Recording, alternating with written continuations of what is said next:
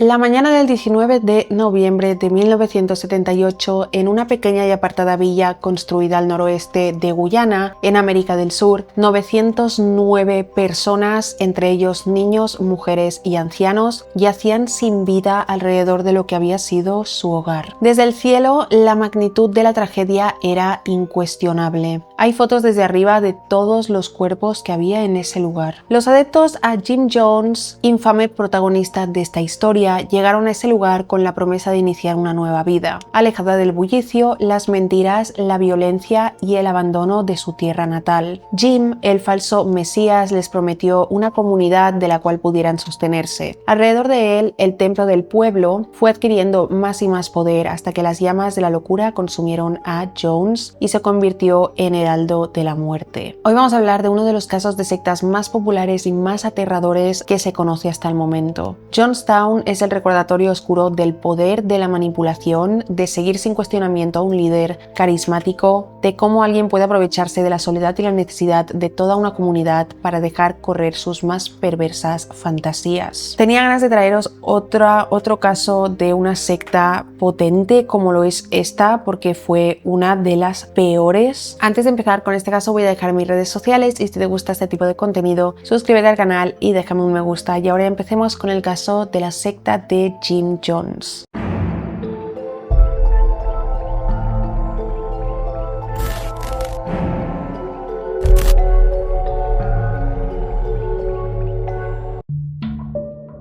James Warren Jones nació el 13 de mayo de 1931 en la pequeña localidad de Crete, Indiana, en el seno de una familia empobrecida y desintegrada. Su infancia estuvo marcada por la pobreza y la soledad. Jim Jones era de ascendencia irlandesa y galesa, aunque años después aseguraría a su congregación que por sus venas también corría sangre cherokee. Pese a ello, nunca existió evidencia. Su padre, James Thurman Jones, un veterano de la Primera Guerra Mundial, sufría problemas de salud.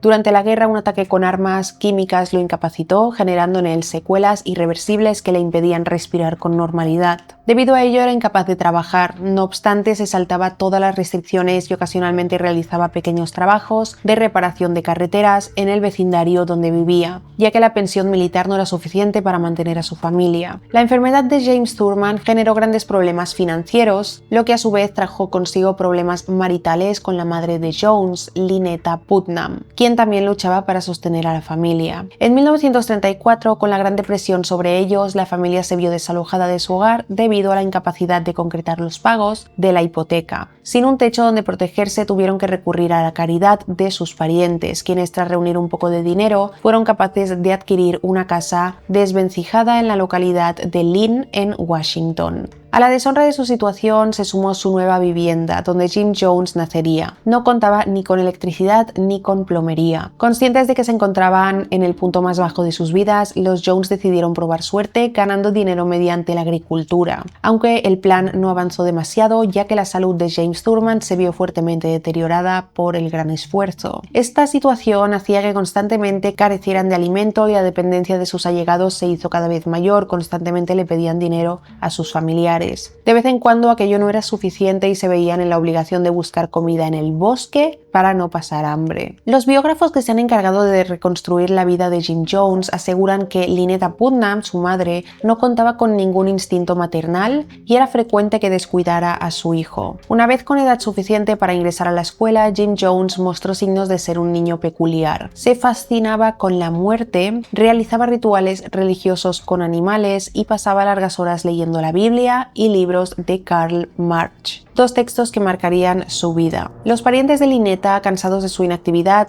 la amenazaron con cortar las ayudas que les brindaban si ella no conseguía un trabajo apropiado, por lo que se vio obligada a dejar el hogar para ganarse el pan de cada día. Mientras tanto, James Thurman no paraba de entrar y salir del hospital, por lo cual los primeros años de vida de Jim Jones los pasó casi en completa soledad.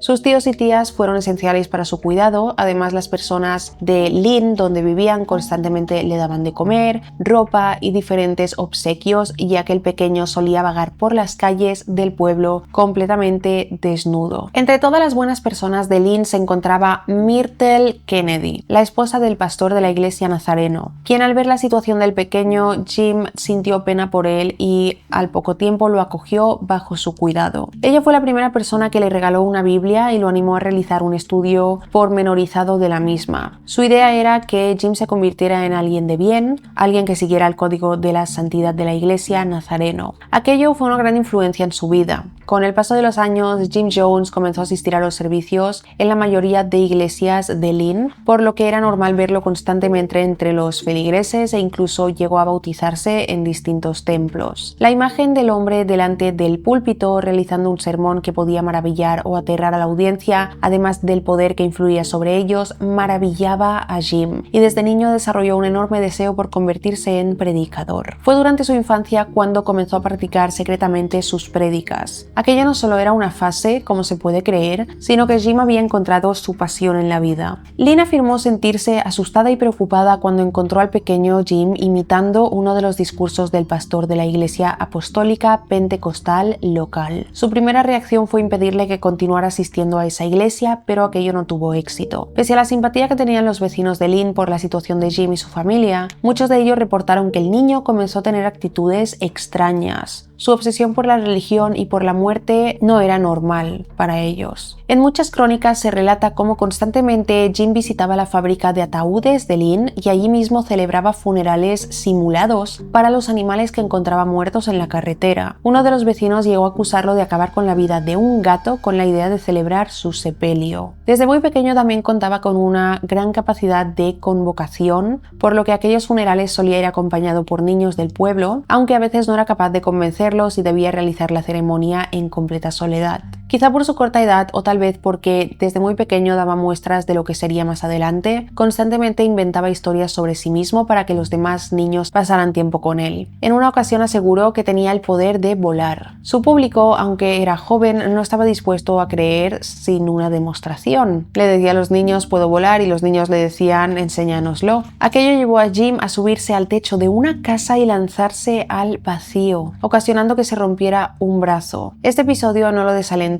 De hecho, su gallardía pareció fascinar a algunos de sus compañeros, quienes no dudaron en dejarse guiar a través de situaciones de peligro, ya que según decía Jim, él era guiado por el ángel de la muerte. Según afirmó más tarde en su vida adulta, él cometió innumerables travesuras sacrílegas en las iglesias a las que asistía cuando era niño. Aseguraba haber robado la Biblia del ministro pentecostal y haber esparcido estiércol de vaca. También afirmaba que en una ocasión reemplazó el agua bendita con su propia orina en una iglesia católica. Pese a su popularidad, esta le traía más problemas que beneficios. Se veía a Jim como un pequeño extraño y por ello nadie quería ser su amigo. No tenía problemas para atraer a personas a sus actos, pero más allá de ello, crear una relación duradera basada en la confianza, crear una amistad y quizá una relación cuando fue mayor, le era imposible. Más allá de sus prácticas religiosas extrañas, muchos de sus vecinos lo acusaban de pequeños delitos como robar dulces de los comercios locales o usar lenguajes ofensivos para referirse a las demás personas. Con frecuencia saludaba a los vecinos con frases como buenos días, hijo de puta,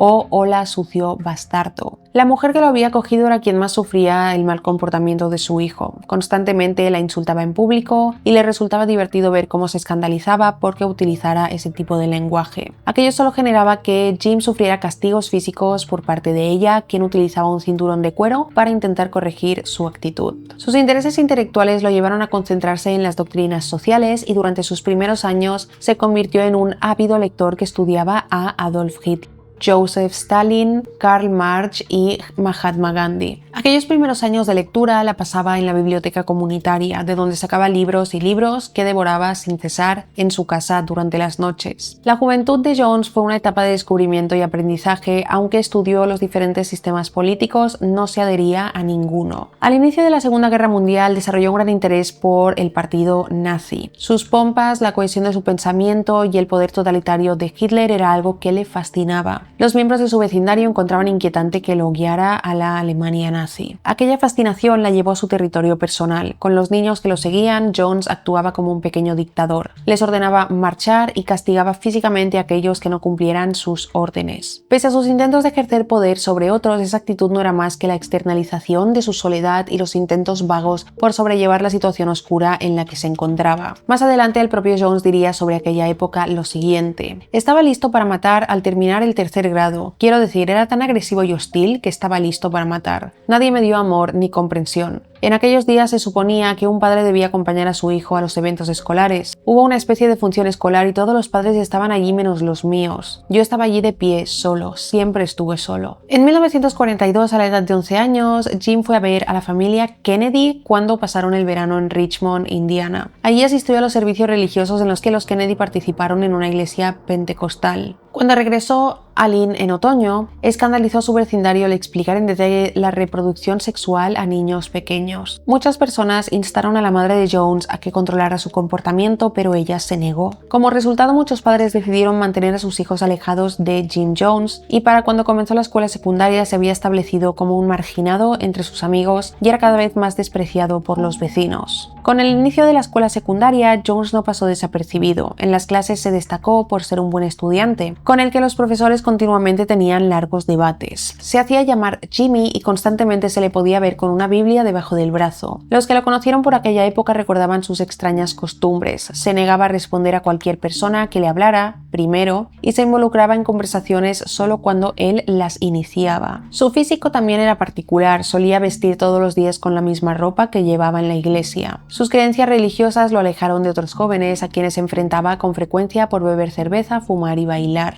En ocasiones incluso interrumpía eventos de otros jóvenes e insistía en que leyeran la Biblia con él. Jim Jones jamás mostró interés por participar en deportes, no soportaba la derrota, así que se conformaba con entrenar a equipos de niños pequeños. Aún así, un evento cambió para siempre su perspectiva. Durante un partido de béisbol al que asistió en la ciudad de Richmond, Indiana, se dio cuenta de que los asistentes afroamericanos eran tratados de la peor manera por el resto del público. Jones se sintió profundamente perturbado por este hecho. Fue en ese momento cuando, casi como si una chispa se encendiera en su interior, comenzó a ser consciente de la discriminación racial. Esa revelación inicial alimentó una aversión creciente hacia el racismo, un sentimiento que ya le resultaba complejo por su entorno familiar. El padre de Jones pertenecía a la rama de Indiana del Ku Klux Klan, que germinó y se alimentó en los tiempos de la Gran Depresión, encontrando terreno fértil entre los blancos pobres de Indiana. Aquello hizo que Jim se alejara poco a poco de su padre. Una noche, el desacuerdo entre ambos estalló de manera irreparable. Todo comenzó cuando Jim intentó llevar a un amigo afroamericano a su casa, pero su padre se lo prohibió completamente. Las palabras que siguieron fueron un adiós. Jim relató que le dijo a su padre adiós y no volvieron a hablarse durante muchos años. Fue la primera vez que rompió con un lazo cercano por cuestiones de raza, pero no la última. La relación entre padre e hijo se enfrió para siempre, marcando un distanciamiento que no tendría retorno. La carrera de Jones como organizador de ligas de béisbol infantiles también llegó a su fin de forma abrupta y violenta. Un día, en un acto insensible y cruel, mató a un perro arrojándolo por la ventana frente a los niños a los que entrenaba. El incidente dejó muy claro un rasgo perturbador de su carácter, una insensibilidad abismal ante el sufrimiento ajeno. En 1945, la maltrecha familiar de Jones por fin llegó a su fin con la separación de sus padres. Jones se vio obligado a mudarse con su madre a Richmond, donde se graduó en la escuela secundaria de manera anticipada y con honores, en diciembre del año 48. Sin el apoyo financiero de sus parientes, madre e hijo se vieron obligados a sobrevivir por su cuenta. Jim empezó a trabajar como asistente en el Hospital Reid de Richmond, donde su conducta inquietante no pasó desapercibida. Aunque era bien valorado por la gerencia, algunos empleados recordaron que Jim mostraba comportamientos extraños con pacientes y con los compañeros. Durante su tiempo en el hospital comenzó una relación con una joven enfermera en formación llamada Marceline May Baldwin. Poco después, en noviembre del 48, Jones se mudó a Bloomington, Indiana, para asistir a la Universidad de Indiana con el propósito inicial de convertirse en médico. Sin embargo, pronto abandonó esa idea. En la universidad, un discurso de Eleanor Roosevelt sobre la difícil situación de los afroamericanos lo conmovió profundamente. Fue allí donde por primera vez abrazó al comunismo y otras posturas políticas radicales. Jim y Marceline mantuvieron su relación a distancia durante sus años universitarios y luego se casaron el 12 de junio de 1949. Se establecieron en Bloomington, donde Marceline trabajaba en un hospital cercano, mientras que Jim continuaba sus estudios. El matrimonio, sin embargo, no fue un refugio de paz. Marceline era metodista y su fervor religioso chocaba con la creciente crítica de Jones hacia las prácticas segregacionistas religiosas de la iglesia. Esto, junto al carácter dominante que tenía Jim, sembró las primeras tensiones en su matrimonio. A lo largo de su relación, Jim se mostró emocional y psicológicamente abusivo. Insistía en asistir al tabernáculo del Evangelio completo de Bloomington. Marceline asistía a la iglesia metodista la mayoría de las mañanas de los domingos, y Jim aceptó ir con ella. Sin embargo, pese a su presencia semanal en los servicios, Jim presionaba a Marceline en privado para que aceptara el ateísmo, exponiendo un lado de sí mismo que contrastaba con la imagen devota que presentaba en público. Él siempre había ido con una Biblia debajo de la mano, siempre le había dicho a los jóvenes que leyeran la Biblia. En la escuela él solo leía la Biblia, y cuando veía a sus compañeros de fiesta, beber, fumar, les decía que tenían que leer la Biblia. Sin embargo, ahora le estaba diciendo a su mujer que aceptara el ateísmo.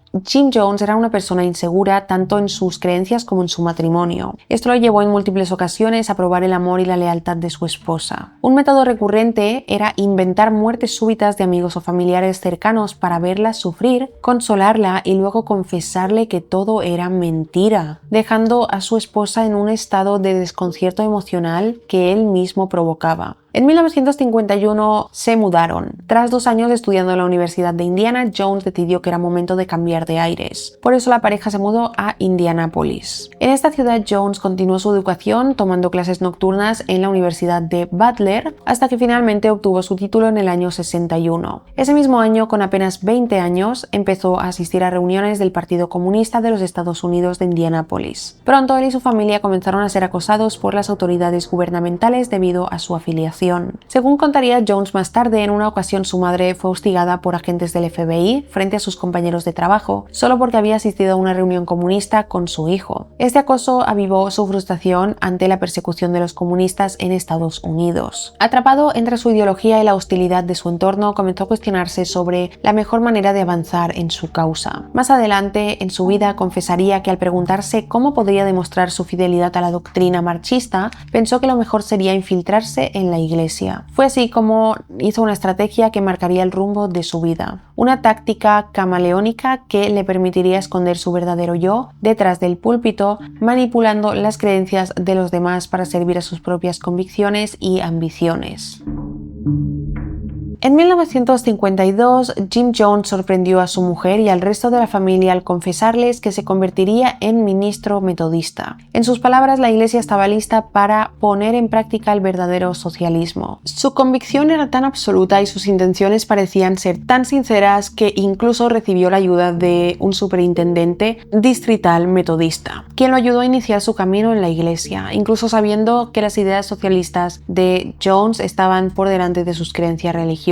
Para el verano de ese año, Jones fue contratado como pastor estudiantil para los niños de la iglesia metodista Somerset Southside. Allí puso en marcha un proyecto para crear un parque infantil al que pudieran asistir todas las razas. A principios de 1954, Jones fue despedido de su puesto de la iglesia metodista, supuestamente por robar fondos de la iglesia, aunque él afirmó posteriormente que dejó la iglesia porque sus líderes le prohibieron integrar a afroamericanos en su congregación. Más tarde asistió a una convención pentecostal, Latter Rain, en la ciudad de Columbus, Indiana. Allí una mujer profetizó que Jones sería un gran profeta de ese ministerio, y esto le sorprendió, aunque aceptó con gusto ese reconocimiento. Por eso acudió sin pensarlo 2 veces al podio para dar un mensaje a la multitud. En la década de los 50 el movimiento pentecostés estaba en plena efervescencia, sobre todo con 2 ramas, Healing Revival y Latter Rain. Convencido de que el creciente y diverso movimiento Latter Rain le brindaba una oportunidad única para afianzar su papel como predicador, Jim Jones no tardó en persuadir a su esposa para que abandonara la iglesia metodista y se uniera a los fervientes pentecostales. Jones comenzó a frecuentar y predicar en el Laurel Street Tabernacle, una iglesia de las Asambleas de Dios en Indianápolis. Durante esos años realizó múltiples campañas de sanación, consolidándose como un orador elocuente y carismático, hasta que en el 55 su mensaje trascendió más allá de los muros de esa iglesia, llevándolo a predicar en otras congregaciones que formaban formaban parte del efervescente movimiento Latter Reign. Fue orador invitado en una convención en Detroit, donde su magnetismo no pasó desapercibido. Sin embargo, su estilo revolucionario y su insistencia en integrar a personas de todas las razas generó controversia. Las asambleas de Dios abiertamente opuestas al movimiento Latter Reign decidieron intervenir. En el 55 asignaron a un nuevo pastor al Laurel Street Tabernacle para imponer la prohibición de organizar campañas de sanación, limitando así la libertad de Jim Jones. Ante esta imposición, Jones tomó una decisión drástica, abandonó la iglesia y fundó su propia congregación, llamada Wing of Healing, que más adelante se convertiría en el Templo del Pueblo. Solo 20 miembros lo siguieron desde el Laurel Street, y su pequeña comunidad no podía sostener el ambicioso proyecto de Jim Jones. Desesperado por financiar su iglesia y mantener vivo su sueño, llegó al extremo de vender monos como mascotas en las calles. Pero sabía que necesitaba algo más que dinero, necesitaba visibilidad, reconocimiento y seguidores. Con esa idea en mente empezó a trazar un plan para darle notoriedad a su ministerio y atraer a nuevos fieles. Así, impulsando por su fervor y la convicción de estar destinado a un propósito mayor, se lanzó a la búsqueda incesante de una forma de llevar su mensaje más allá de las puertas de su modesto templo. Jones comenzó a asociarse estrechamente con las Independent Assemblies of God,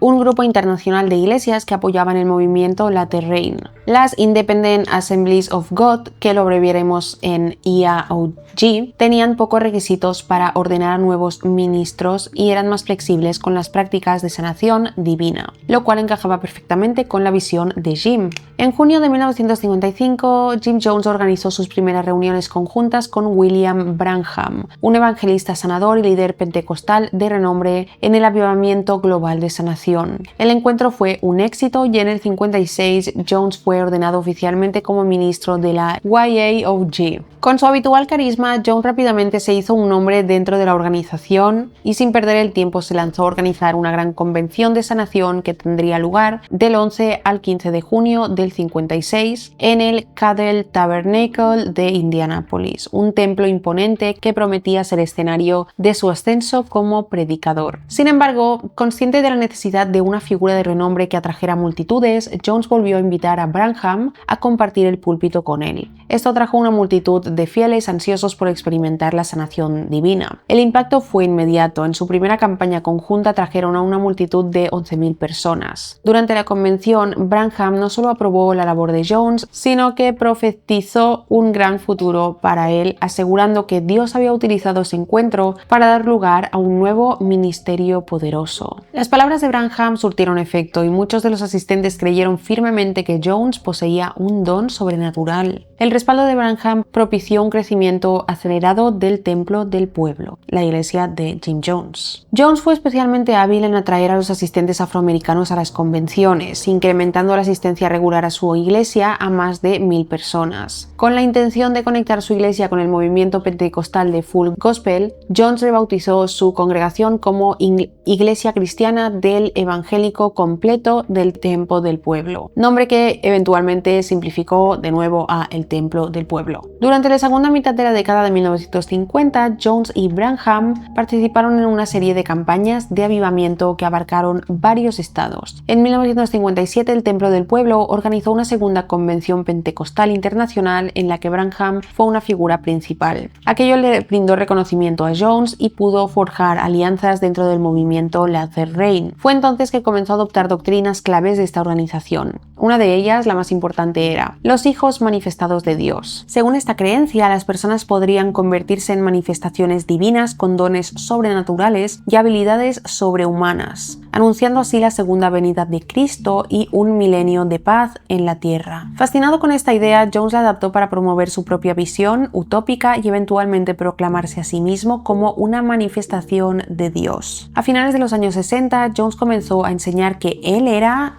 Cristo el revolucionario. Fue por entonces cuando comenzó a predicar que el fin del mundo era inminente. Pese a su unión con Branham, la relación entre ambos se deterioró y Jones finalmente se separó del movimiento Latter Reign tras un amargo desacuerdo en el que llegó a profetizar la muerte de su mentor. Este conflicto pudo haber tenido su raíz en las enseñanzas raciales de Branham o en su creciente oposición al comunismo. A pesar de su distanciamiento, la influencia de Branham perduró en la trayectoria de Jones, moldeando gran parte de sus creencias y y acciones futuras. A través de Latter Rain, Jones conoció a Father Divine, un líder espiritual afroamericano del movimiento de la Misión Internacional de la Paz, quien a menudo era ridiculizado por los ministros pentecostales debido a sus afirmaciones de divinidad. En 1956, Jones visitó por primera vez la misión de Father Divine en Filadelfia. Aunque ante el público aseguró distanciarse de las enseñanzas del predicador, poco a poco comenzó a promover las enseñanzas de Divine sobre la vida comunitaria y fue implementando varias de las prácticas de ayuda social que observó en la Misión de la Paz, como la creación de un comedor comunitario y la distribución gratuita de alimentos y ropa a personas necesitadas. En 1960, el Templo de Dios se unió a Discípulos de Cristo, con sede en Indianápolis. Su líder, Archie E. James, le aseguró a Jones que sus posturas políticas no serían un problema. Por ello, en el 1964, Jim Jones terminó por convertirse en ministro de los Discípulos de Cristo. Entre los años 1974 y 1977, en las oficinas centrales de los Discípulos de Cristo llegaron varias denuncias de abusos ocurridos en el templo del pueblo, aunque tras diferentes investigaciones no encontraron pruebas de irregularidades. La verdad es que Discípulos de Cristo consideraba el culto de Jones como un ministerio ejemplar. Según diferentes investigaciones, entre el año 66 y el 77, el templo del pueblo contribuyó con $1.1 millones a la organización. Jones y su congregación se mantuvieron unidos a los Discípulos de Cristo hasta lo ocurrido en Jonestown. En 1960, el alcalde de Indianápolis, Charles Boswell, nombró a Jim Jones como director de la Comisión Local de Derechos Humanos. Sin embargo, lejos de seguir el consejo de mantener un perfil bajo, Jones utilizó su nueva posición como una plataforma para difundir sus ideas a través de la radio y la televisión local. A pesar de las advertencias de Boswell y otros comisionados para que moderara sus acciones públicas, Jones se mantuvo firme. La audacia de sus discursos, en los que llamaba a una militancia más activa, resonaba con fuerza en la comunidad afroamericana. Durante una reunión de la Asociación Nacional para el Progreso de las Personas de Color y la Urban League, el público se levantó a aplaudirlo cuando, cerrando su intervención, con voz poderosa clamó: "Dejen ir a mi pueblo". Como director de la comisión, Jones se convirtió en un faro de integración racial. Con un ímpetu inquebrantable, se dedicó a desmantelar las barreras segregacionistas que aún dominaban la ciudad. Se las ingenió para integrar iglesias, restaurantes, la compañía telefónica, el departamento de policía de Indianápolis, un teatro, un parque de atracciones e incluso el hospital metodista de la Universidad de Indiana. En una muestra de su compromiso, cuando dos familias negras vieron esvásticas pintadas en sus casas, Jones recorrió personalmente el vecindario, brindando consuelo y apoyo a la comunidad afroamericana y persuadiendo a las familias blancas a no marcharse. Organizó operativos encubiertos para desenmascarar a los restaurantes que se negaban a servir a los afroamericanos y envió cartas provocativas a los líderes del partido nazi americano,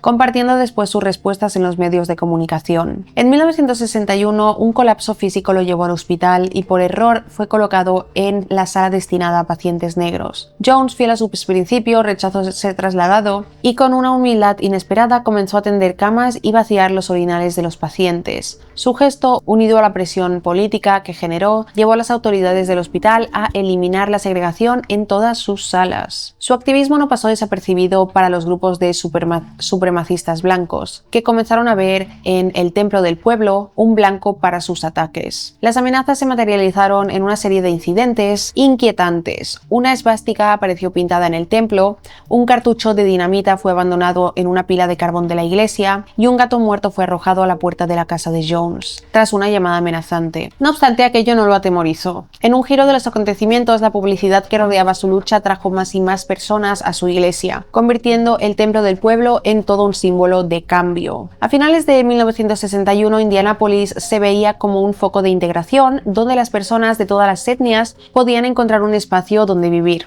Muchas personas aseguraron que Jim Jones fue uno de los grandes impulsores de esta transformación. Por esta época, Jones y su esposa adoptaron niños de diferentes etnias, llamándose a ellos mismos la familia Arcoíris. Tiempo después, el propio Jones diría: "La integración es ahora algo más personal para mí, es una cuestión del futuro de mi hijo". Agnes fue la primera niña que adoptaron, tenía ascendencia nativoamericana. Luego, en el 59, adoptaron 3 niños de origen coreano-americano: Liu, Stephanie y Susan. Alentaron a los miembros de su congregación a adoptar huérfanos de Corea. un país que durante ese tiempo estaba devastado por la guerra. No obstante, en el 59 ocurrió una tragedia. Stephanie, una de las hijas adoptadas, falleció en un accidente automovilístico con tan solo 5 años de edad. Ese mismo junio, la pareja recibió a su único hijo biológico, Stephan Gandhi. 2 años después, en el 61, se convirtieron en la primera pareja blanca de Indiana en adoptar a un niño afroamericano al que llamaron Jim Jones Jr. La actitud de Jones comenzó a cambiar. Su esposa le confesó a sus amigos que él se estaba volviendo cada vez más paranoico y temeroso. Aquello se vio reflejado ante sus feligreses, a quienes les dijo que había tenido visiones de un ataque nuclear que devastaría la ciudad de Indianápolis. Como William Branham había mudado a su congregación a Sudamérica en 1960, asegurando un ataque nuclear inminente, Jones comenzó a buscar un lugar donde escapar también. Así, en enero de 1962, después de leer un artículo en la revista Esquire, donde se describía a Sudamérica como un lugar seguro en caso de una guerra nuclear, se vio motivado a buscar un lugar donde reubicar el templo del pueblo. Así comenzó su búsqueda por toda la región sudamericana. La primera parada fue Georgetown, en Guyana, donde organizó diferentes reuniones. Luego viajó a Brasil, allí alquiló una casa de 3 habitaciones de la ciudad de Belo Horizonte. Su estancia en este lugar le permitió estudiar la economía local y conocer la receptividad de las minorías raciales a su mensaje, aunque la barrera del idioma fue un impedimento que lo desanimó. En cada una de sus visitas evitó presentarse como comunista y por su parte hablaba de un estilo de vida comunal apostólico. En 1963 se trasladó junto a su esposa e hijos a las favelas de Río de Janeiro, donde trabajó con las familias más necesitadas. Pese a sus búsquedas, no logró dar con un lugar que considerara adecuado para el templo del pueblo. Con el paso del tiempo, la tarea lo abrumó y se sintió culpable de haber abandonado Indiana y la lucha por los derechos civiles allí.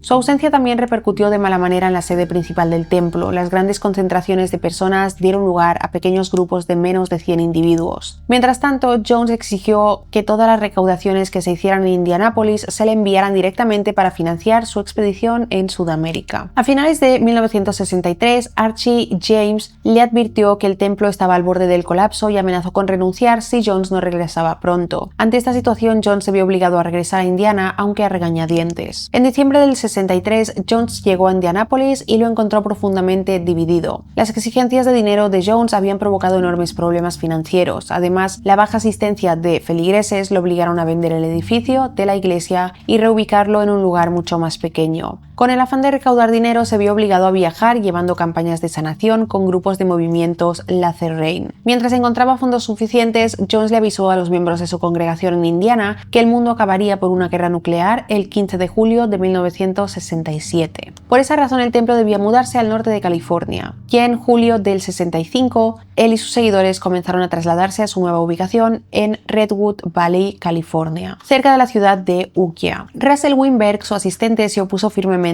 a los esfuerzos de Jones por mover a la congregación y admitió a los miembros que Jones estaba abandonando el cristianismo. Fue Weinberg quien asumió el liderazgo una vez Jones partió de Indianápolis con 140 de sus seguidores más fieles rumbo a California. En California, Jones consiguió un empleo como profesor de historia en una escuela de educación para adultos en Ukiah. Esto lo aprovechó para reclutar miembros para el templo del pueblo. Enseñaba a sus alumnos los beneficios del marxismo y brindaba conferencias religiosas. Además, infiltró a algunos de sus seguidores para ayudar en el reclutamiento. En los primeros meses consiguió reclutar 50 nuevos miembros y en 1967 sus seguidores lograron convencer a otros 75 miembros de la congregación de Indianápolis para que se mudaran a California junto a ellos. En 1968 el templo del pueblo de California fue admitido a los discípulos de Cristo. Esto le permitió a Jones utilizar sus conexiones para promover sus ideas. Cada vez más Jones promovía la idea de su propia divinidad, llegando a decirle a su congregación: he venido como Dios socialista. Con cuidado evitó reclamar divinidad fuera del templo del pueblo, pero esperaba ser reconocido como divino entre sus seguidores. Un ex miembro del templo, Hugh Forston Jr., lo citó diciendo: lo que necesitas creer es lo que puedes ver. Si me ves como tu amigo, seré tu amigo. Si me ves como tu padre, seré tu padre. Para aquellos de ustedes que no tienen padre. Si me ves como tu salvador, seré tu salvador. Si me ves como tu Dios, seré tu Dios. Jones advertía frecuentemente a sus seguidores seguidores sobre una inminente guerra racial apocalíptica nuclear. Afirmaba que los nazis y supremacistas blancos pondrían a las personas de color en campos de concentración. Se presentaba como un mesías enviado para salvar a la gente. Enseñó que la única forma de escapar de la supuesta inminente catástrofe era aceptar sus enseñanzas y que tras el apocalipsis emergerían para establecer una sociedad comunista perfecta. Tras su mudanza a California, Jones comenzó a utilizar drogas ilícitas que agudizaron su paranoia. Esto trajo consigo diferentes tácticas de miedo para manipular a sus seguidores. Según él, sus enemigos buscaban destruirlo, aunque estos enemigos cambiaban según su humor. Algunas veces decía que sus enemigos eran el Ku Klux Klan, luego decía que eran los nazis, los vigilantes rednecks y finalmente el gobierno estadounidense. A menudo también profetizaba incendios, accidentes de coche o muertes entre sus feligreses. Jones estableció una comisión de planificación compuesta por sus tenientes para dirigir el estilo de vida comunal del templo. A través de esta comisión comenzó a controlar todos los aspectos de la vida de sus seguidores. Los miembros que se unían entregaban todos sus bienes a la iglesia a cambio de alojamiento y comida gratis. Aquellos que trabajaban fuera del templo cedían sus ingresos para el beneficio de la comunidad. Jones dirigía grupos de sus seguidores a trabajar en varios proyectos para generar ingresos adicionales y estableció una operación agrícola en Redwood Valley para cultivar alimentos. Se organizaron grandes proyectos de alcance comunitario y los miembros del templo eran transportados en autobuses para realizar trabajos y servicios comunitarios en toda la región. Fue durante este periodo que aparecieron los primeros casos de abuso. James comenzó a controlar a los miembros de su congregación incluso en sus vidas sexuales, diciéndoles con quién podía casarse cada uno. Algunas mujeres eran obligadas a abortar. Además, comenzó a exigir favores sexuales tanto entre mujeres como hombres. Algunos de los miembros se rebelaron, pero de inmediato eran castigados con raciones de comida reducidas, horarios de trabajo más estrictos, humillación o incluso violencia física. Con el crecimiento de su organización, Jones creó un grupo de seguridad armado para garantizar el orden entre sus filas. Para finales del 69, el templo del pueblo estaba creciendo rápidamente, atrayendo a estudiantes y minorías raciales con su mensaje de socialismo económico e igualdad racial. En 1970 abrieron sucursales en varias ciudades de California y finalmente trasladó su sede a San Francisco, un centro para movimientos de protesta racial. Para 1973 contaba con 2.570 miembros y 36.000 suscriptores a su boletín. Se encargó de reclutar miembros al dirigirse a otras iglesias, realizando un evento exitoso en la Misión Bautista de San Francisco, donde impresionó a la audiencia afirmando que sanó a un hombre de cáncer. También se volvió activo en la política de San Francisco, estableciendo contactos con políticos prominentes, incluyendo a George Moscone, quien lo nombró presidente de la Comisión de Vivienda de San Francisco. Jones fue elogiado por figuras políticas como Willie Brown,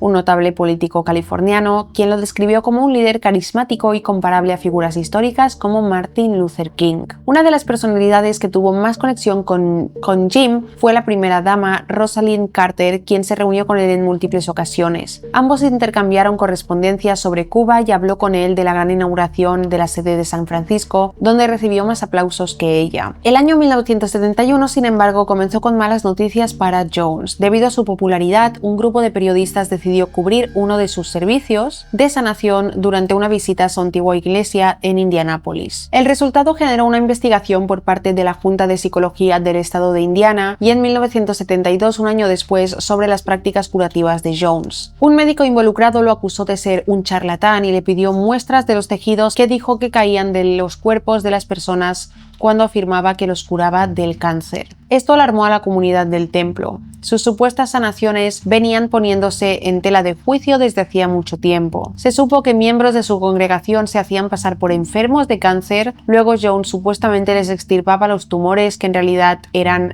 menudencias de pollo. También simulaba tener revelaciones especiales acerca de las personas, revelando detalles ocultos de sus vidas. Esto se debía a que colaboradores del templo visitaban a los posibles reclutas, haciéndose pasar por trabajadores de encuestas y recopilando información personal que luego Jones usaba para parecer clarividente. La situación fue peor cuando Lester Kinsolving, periodista de San Francisco Examiner, publicó una serie de artículos en septiembre de 1972, donde cuestionaba los supuestos milagros de Jones, afirmando que todo era un fraude. En 1973, un ex seguidor del Templo del Pueblo, Ross Case, se unió a un grupo de la ciudad de Ukiah para investigar a la congregación. Descubrieron sanaciones falsas, abusos a una mujer dentro de la iglesia y pruebas de que Jones había violado a un miembro masculino de la congregación. Aunque Case informó de sus hallazgos a la policía local, no se tomaron medidas. Poco después, 8 miembros del templo del pueblo denunciaron abusos por parte de la comisión de planificación que Jones instauró. Acusaron a la comisión de tener homosexuales en sus filas y cuestionaron su compromiso con el socialismo antes de abandonar el templo. Esto aumentó la paranoia de Jones, quien se convenció de que estaba perdiendo el control y que necesitaba trasladar su congregación para escapar de las amenazas y acusaciones crecientes. Junto a la comisión de planificación, Jones ideó un plan para escapar del gobierno estadounidense en otoño del 73. Durante este tiempo también comenzó a planear su siguiente gran paso, trasladarse a Guyana. Su reciente revolución y gobierno socialista lo hacían parecer más favorable ahí. En octubre de ese año, la comunidad votó de forma unánime por establecer una comuna agrícola en Guyana. 2 meses después, Jones viajó en busca del lugar adecuado. En una entrevista aseguró que prefería establecer su comuna en un país comunista como China o la Unión Soviética, aunque lamentó no poder hacerlo. En verano del 74 se hizo con tierras y suministros en Guyana.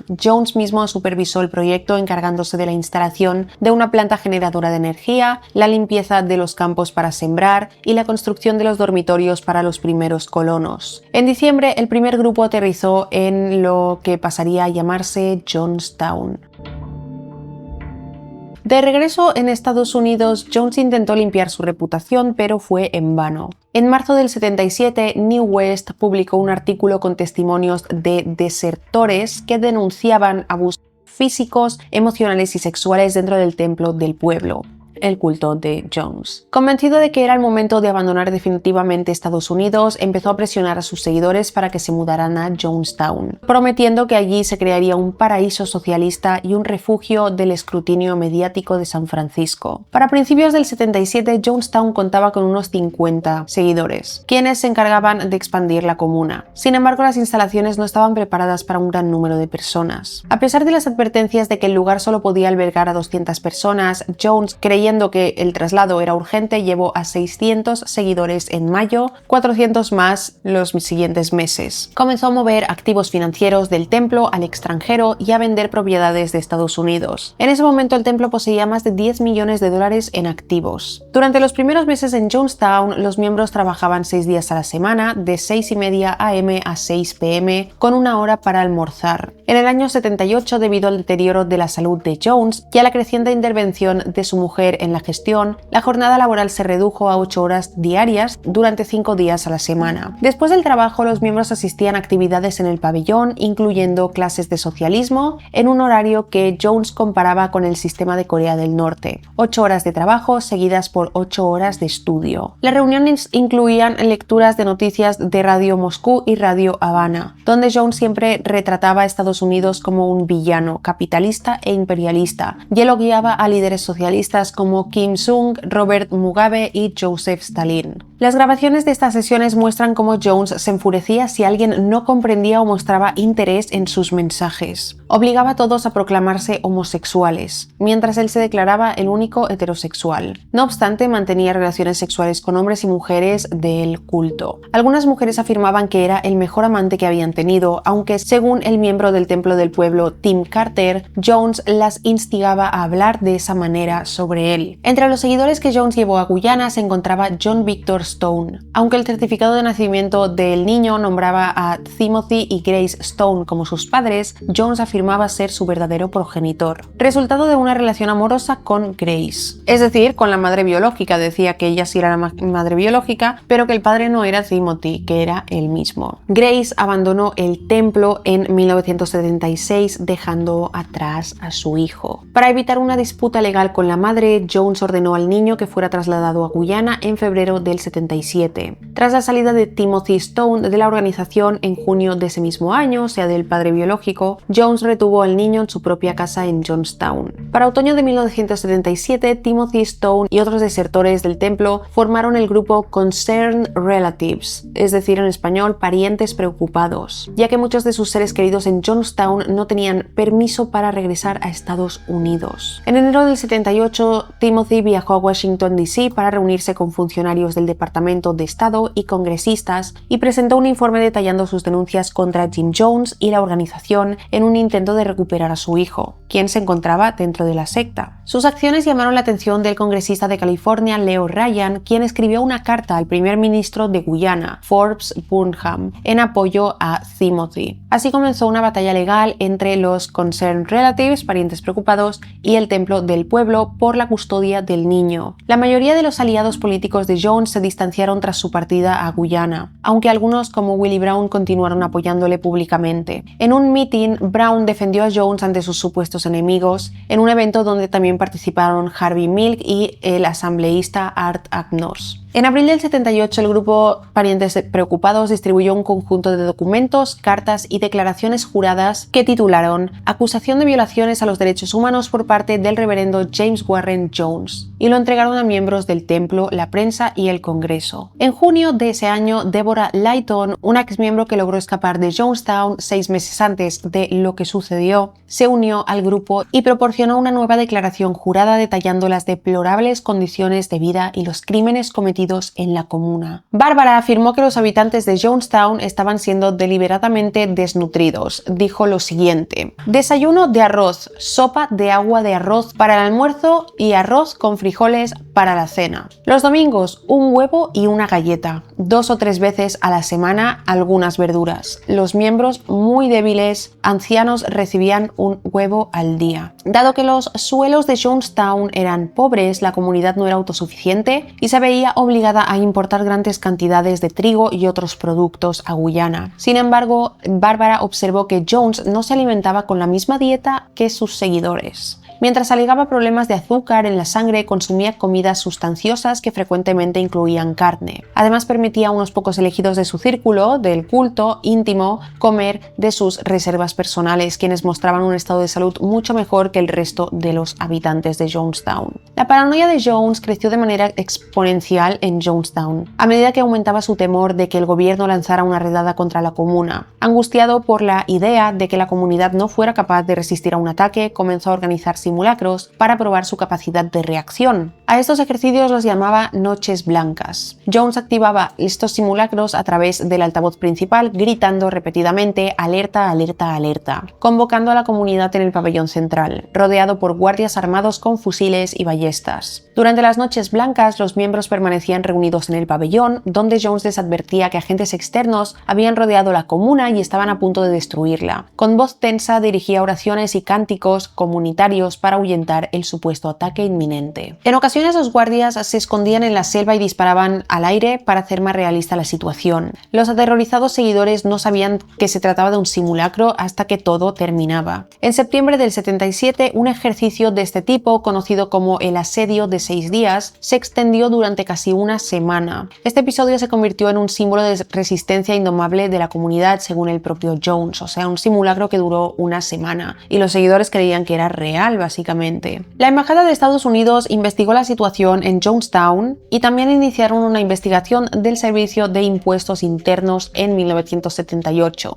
Jones se convenció de que el ataque que tanto temía era inminente. Durante uno de los simulacros del 78 les anunció a sus seguidores que repartiría veneno para que todos bebieran en un acto de suicidio colectivo. Se les sirvió un ponche de frutas en el pabellón mientras entre lágrimas se preparaban para morir. Después de unos tensos minutos, Jones reveló que todo era solo una prueba y que la bebida no contenía veneno. En al menos 2 ocasiones durante las Noches Blancas se llevaron a cabo simulacros de suicidio masivo tras una votación a favor de lo que Jones llamaba suicidio revolucionario. ¿Se imaginar cómo debían estar todos los seguidores psicológicamente cuando Jones constantemente los sometía a simulacros que ellos no sabían que eran simulacros y les hacía pasar por esas situaciones extremadamente estresantes? Y encima había niños. Deborah Layton describió en una declaración jurada uno de estos eventos. Deborah es la que he mencionado antes, que escapó de Jonestown. Todos, incluidos los niños, fuimos formados en fila. A medida que avanzábamos se nos daba un pequeño vaso de líquido rojo para beber.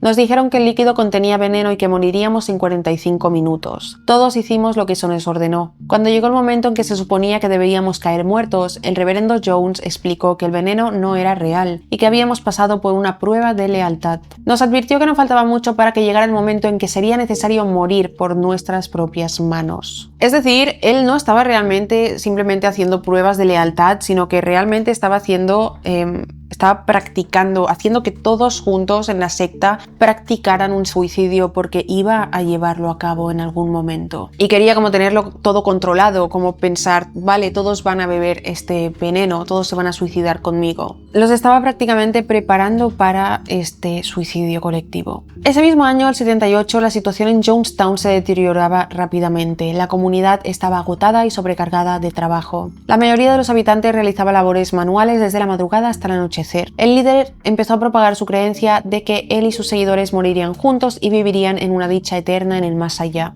Altavoces instalados por toda la comuna reproducían continuamente sermones y discursos de Jim Jones. Tras una jornada interminable de trabajo, la comunidad se reunía cada noche en el pabellón central para escuchar los interminables sermones de Jones, que se prolongaban durante horas. La mayoría de los miembros padecían privación de sueño. Casi todos los residentes de Jonestown eran menores o ancianos, y los pocos miembros en edad de trabajar no podían sostener el nivel de esfuerzo necesario para mantener la comunidad. La atención médica, la educación, las raciones de alimentos se volvían cada vez más escasas y la situación se hacía insostenible. Las órdenes de Jones se volvían erráticas y su comportamiento era cada vez más impredecible. En público a menudo se le veía tambaleante y orinando sin control, lo que se atribuía a una prostatitis que sufrió brevemente a finales de octubre del 78, aunque su salud pareció mejorar antes de la visita del congresista Leo Ryan. En noviembre de 1978, el congresista Leo Ryan lideró una misión a Jonestown para investigar las denuncias de violaciones a los derechos humanos. Su delegación incluía familiares de miembros del templo, un equipo de cámaras de la NBC y reporteros de varios periódicos. El grupo llegó a la capital de Guyana, Georgetown, el 15 de noviembre. 2 días después, se trasladaron en avión a Port Kaituma, desde donde fueron llevados a Jonestown. Esa misma noche, James organizó la recepción para la delegación en el pabellón central.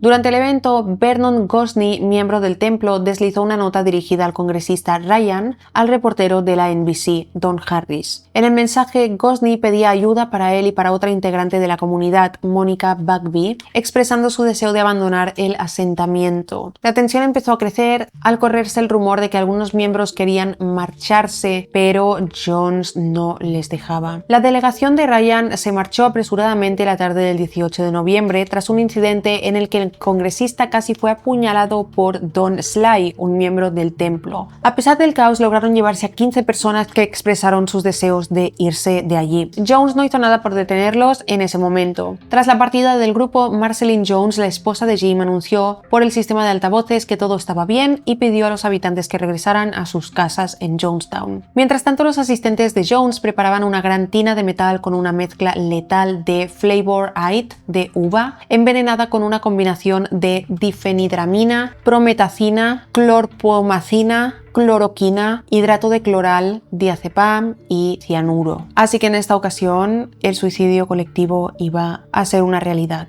y no un simulacro. Cuando los miembros de la delegación de Ryan abordaban 2 aviones en la pista de aterrizaje de Port Kaituma, la llamada Brigada Roja de Jonestown, un grupo armado de guardianes leales a Jones, llegó al lugar y comenzó a dispararles. Los atacantes asesinaron al congresista Ryan y a otras 4 personas cerca de un avión Twin Otter de Guyana Airways. Al mismo tiempo, uno de los supuestos desertores, Larry Layton, sacó un arma y comenzó a disparar contra los pasajeros de la otra aeronave. Bob Brown, camarógrafo de la NBC, logró captar los primeros segundos del tiroteo antes de ser abatido por los atacantes. En total, las personas abatidas durante el ataque en la pista de aterrizaje fueron el congresista Ryan, Don Harris, Bob Brown, Greg Robinson, fotógrafo del San Francisco Examiner, y Patricia Parker, miembro del templo. El ataque selló el trágico destino de la delegación y desató una cadena de acontecimientos devastadores que culminarían en una de las peores tragedias de la historia.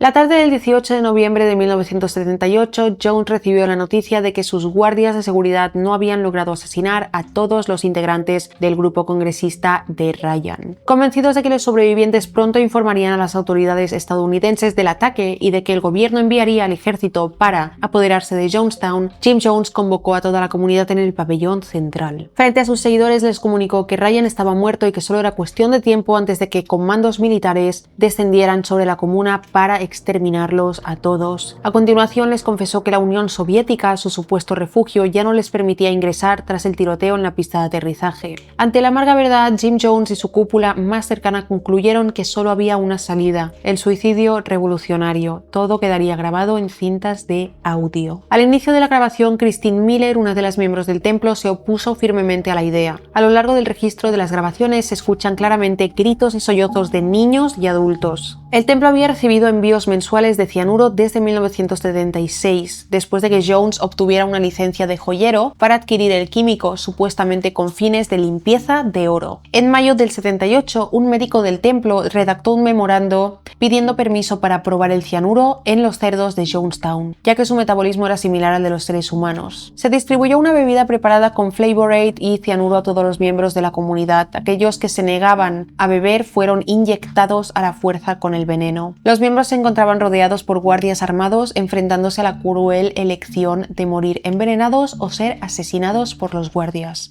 No tenían escapatoria. Según el testimonio de Odell Rhodes, un sobreviviente, Ruleta Paul y su bebé de 1 año fueron los primeros en consumir el veneno. Utilizaron una jeringa sin aguja para administrarle la sustancia al bebé y luego Ruleta ingirió el resto de la dosis por sí misma. Rhodes relató que después de consumir el veneno, las personas eran conducidas por un pasillo de madera que las sacaba del pabellón central. Los padres observaban impotentes cómo sus hijos morían lentamente. La escena era de caos y desesperación, aunque muchos de los miembros, como hipnotizados, esperaban en silencio su turno para morir. A medida que iban muriendo, tras ingerir el veneno, los propios guardias fueron llamados para suicidarse también. No se sabe a ciencia cierta si algunas personas pensaron que aquella era una nueva simulación de las noches blancas. No obstante, los gritos y lamentos en las grabaciones eran aterradores. Jones reprendía a sus seguidores diciéndoles: dejen de ser histéricos, no es así como deben morir los socialistas o comunistas. No hay manera digna de morir si no es con valentía. En la grabación también se le escucha decir: no tengan miedo de morir, morir es simplemente pasar a otro plano. Y concluía asegurando que la muerte era una amiga. Al final de la siniestra grabación, Jones dice: no nos suicidamos, cometimos un acto de suicidio revolucionario en protesta contra las condiciones de un mundo inhumano. A primeras horas de la noche del 18 de noviembre, Sharon Amos, miembro del templo que se encontraba en Georgetown, recibió un mensaje de radio desde Jonestown, ella estaba en Georgetown, ordenando que se vengaran de los enemigos del templo antes de cometer suicidio revolucionario. Cuando la policía llegó a la sede